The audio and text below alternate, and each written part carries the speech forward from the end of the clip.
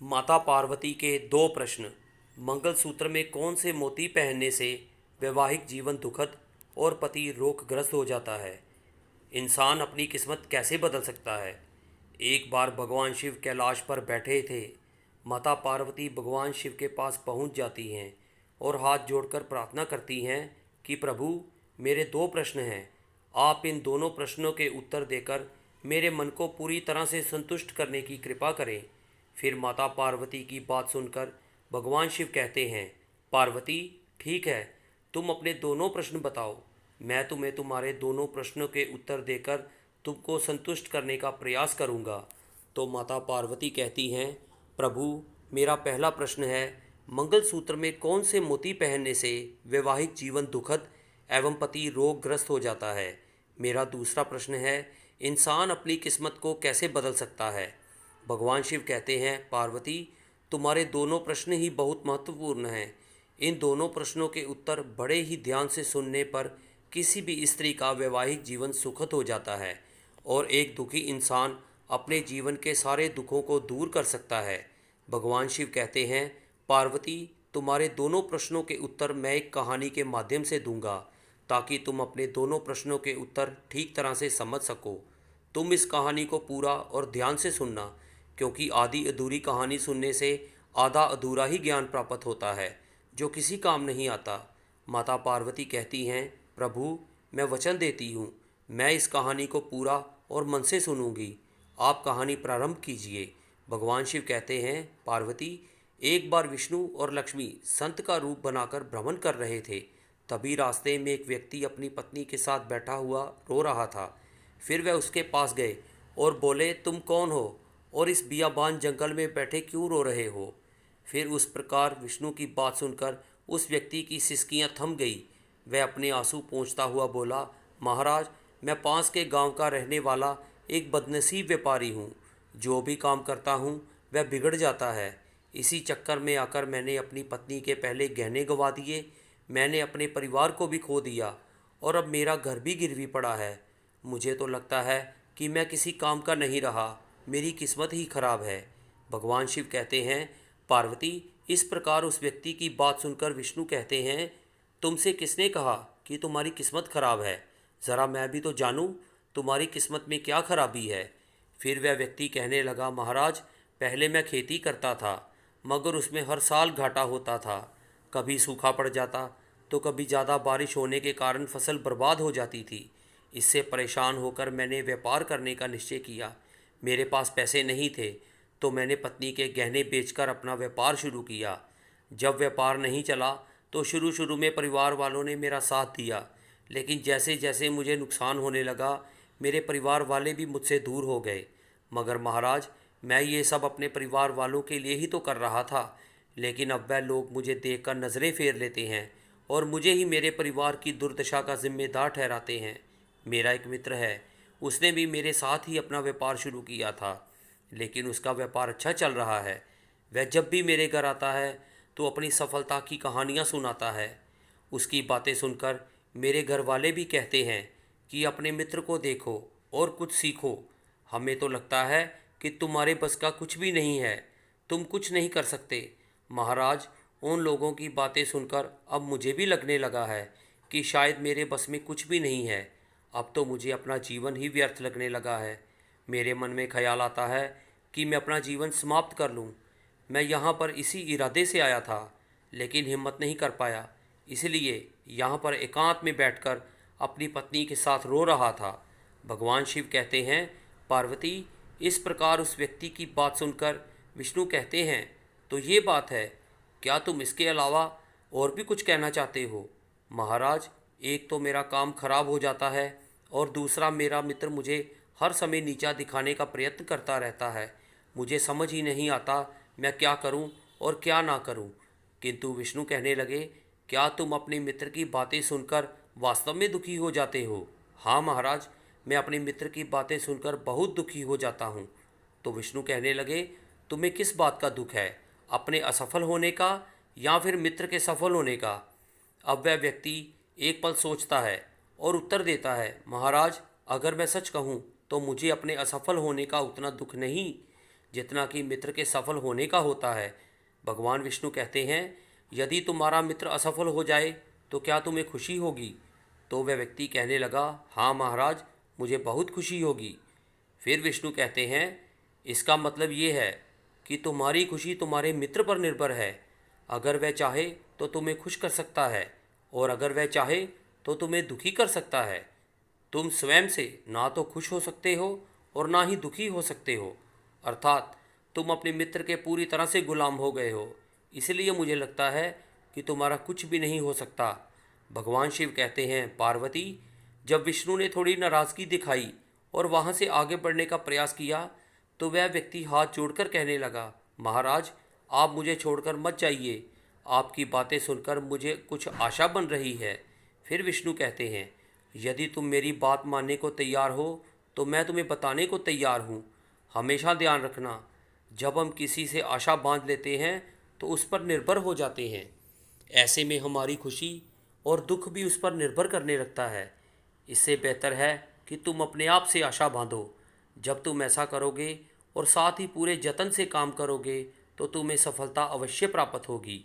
भगवान शिव कहते हैं, पार्वती, इस प्रकार विष्णु ने अपनी बात आगे बढ़ाई और कहा कि तुम्हें लगता है कि तुम्हारा मित्र तुम्हें दुखी करने आता है, पर अगर तुम उसकी बातों पर विचार करो तो वह बातें सही कहता है। तुम्हें अपने मित्र की बातें खराब लग सकती हैं, मगर मेरी नज़र में तुम्हारे मित्र की बातें बिल्कुल भी खराब नहीं हैं। वह अपने संघर्ष और अनुभव की बातें तुम्हें बताता है। तुम अपने मित्र की बातों को ध्यान से सुनकर उन बातों को अपने जीवन में उतार कर बहुत कुछ सीख सकते हो।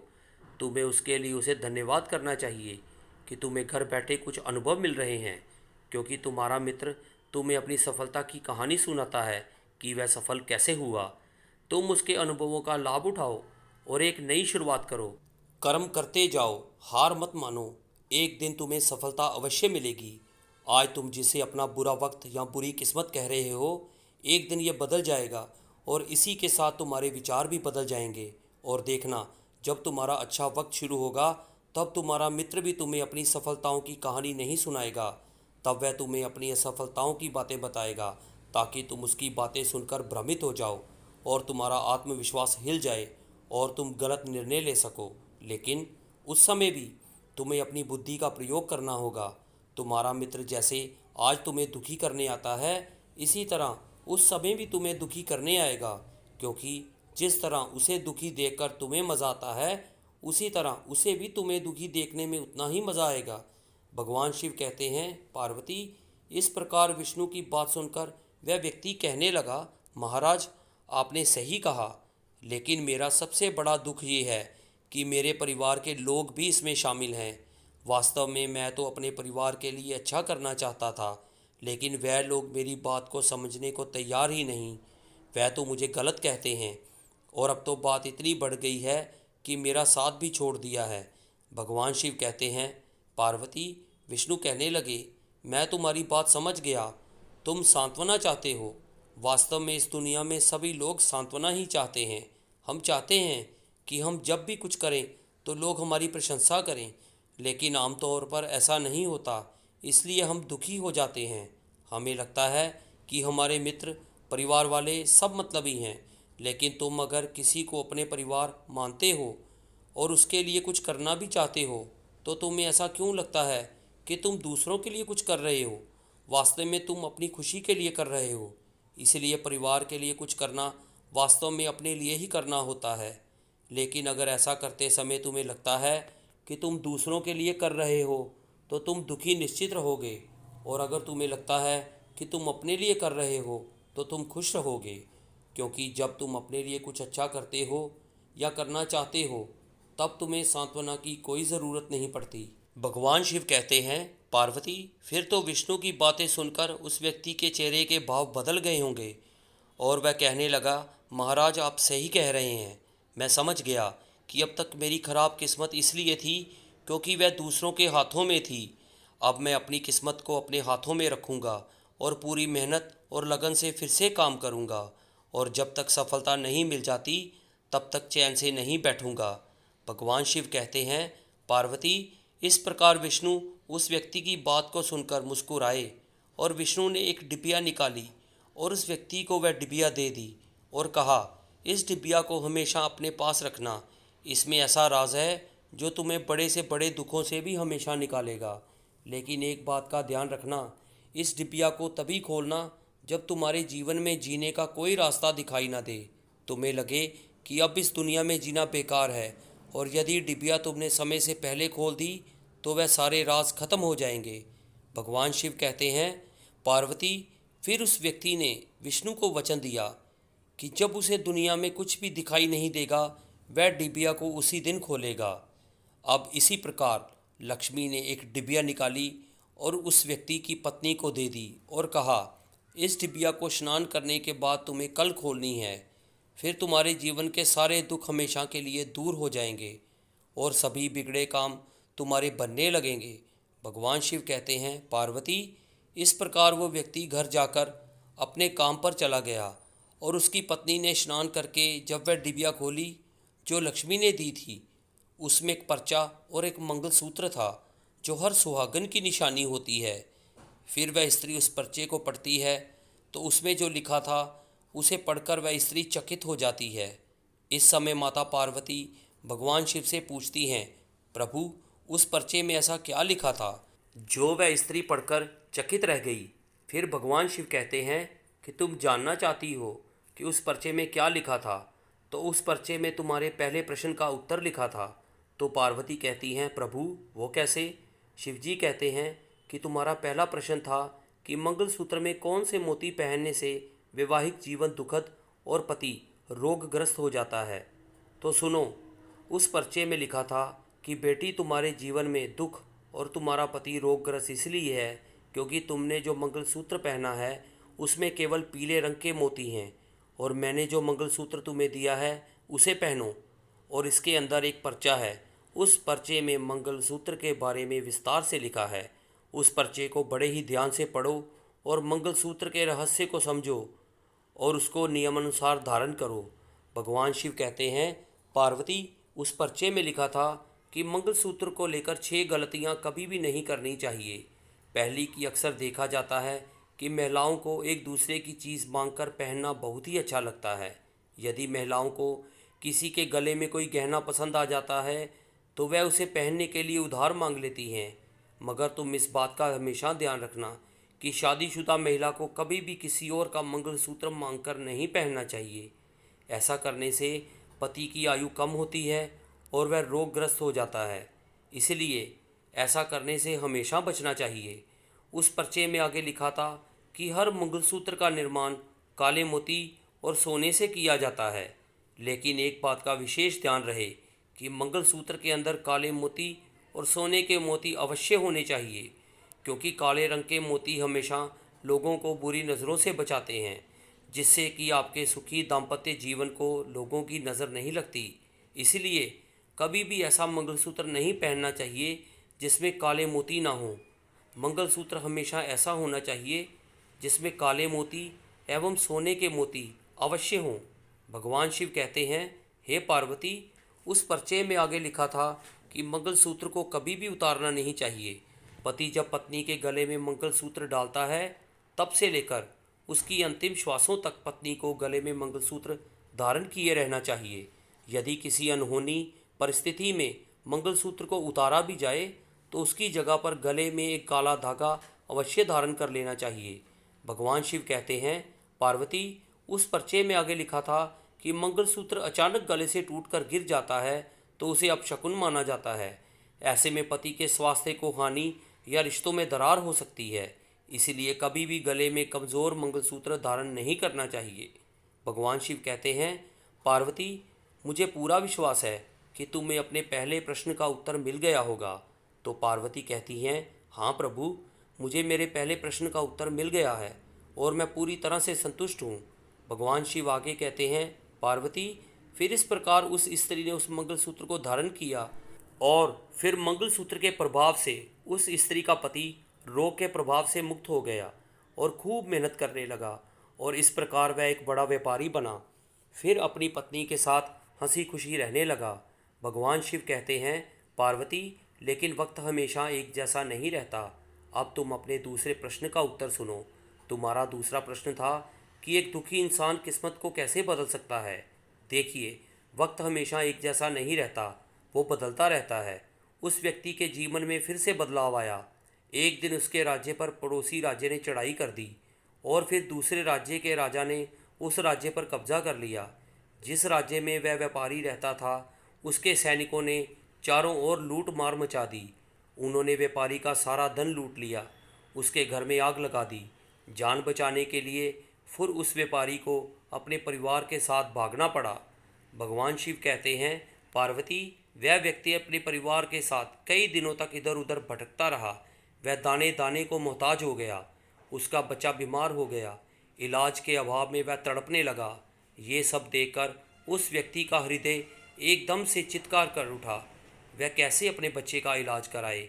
उसके पास तो खाने के लिए भी पैसे नहीं थे। ऐसे में एक बार फिर उस व्यक्ति को निराशा ने घेर लिया। उसे लगने लगा कि उसका जीवन व्यर्थ है, सारी दुनिया व्यर्थ है, किसी भी बात का कोई मतलब नहीं है। भले ही आप जीवन में कितना भी कुछ कर लें, कितनी भी सफलता हासिल कर लें, अंततः जीवन समाप्त ही होता है। जीवित रहने का क्या फ़ायदा? इससे तो अच्छा है कि मैं अपने जीवन को ही पूरी तरह से समाप्त कर लूं। भगवान शिव कहते हैं, पार्वती, वह व्यक्ति अपने परिवार के सहित आत्महत्या करने वाला ही था कि उसे उस समय वह विष्णु की वह डिबिया याद आ गई। क्योंकि विष्णु ने कहा था कि जब तुम्हें दुनिया में कहीं कुछ भी दिखाई ना दे, उस समय डिबिया को खोलकर इस डिबिया में एक पर्चा है, उस पर्चे को खोलकर पढ़ना, तुम्हारा सारा दुख दूर हो जाएगा। फिर इस प्रकार उस डिबिया की याद आते ही उस व्यक्ति ने वह डिबिया निकाली और उसे उत्सुकता के साथ खोला। डिबिया के भीतर एक पर्चे में कुछ लिखा हुआ था। उसे पढ़ कर के उस व्यक्ति की आंखों के आगे से निराशा का जाल हट गया। फिर तो पार्वती कहती हैं, प्रभु, उसमें क्या लिखा था? तो भगवान शिव कहते हैं, उसमें तुम्हारे दूसरे प्रश्न का उत्तर लिखा था।